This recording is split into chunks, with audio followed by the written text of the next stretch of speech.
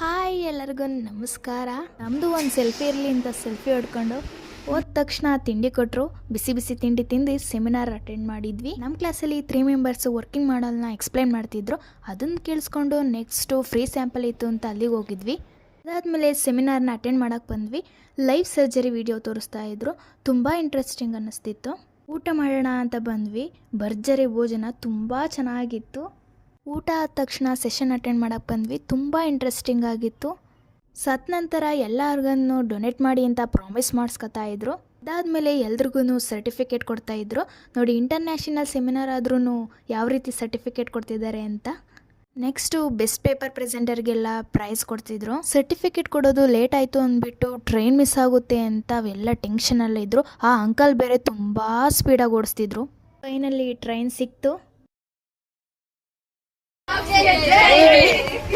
Finally ಅರಸೀಕೆರೆಗೆ ಬಂದ್ವಿ. Bus ತುಂಬ rush ಇತ್ತು. ಆದರೆ ನಾವು ಗೊತ್ತಲ್ಲ, ಫುಲ್ಲು ಸ್ಟ್ರಾಂಗ್. ಅವ್ರನ್ನ ಗುದ್ದಿ ಹಂಗೂ ಹಿಂಗೂ ಸೀಟ್ ಇಟ್ಕೊಂಡ್ವಿ. ಮತ್ತೆ ನಾಳೆ ಸಿಗುವ. ಟಾಟಾ, ಬಾಯ್ ಬಾಯ್.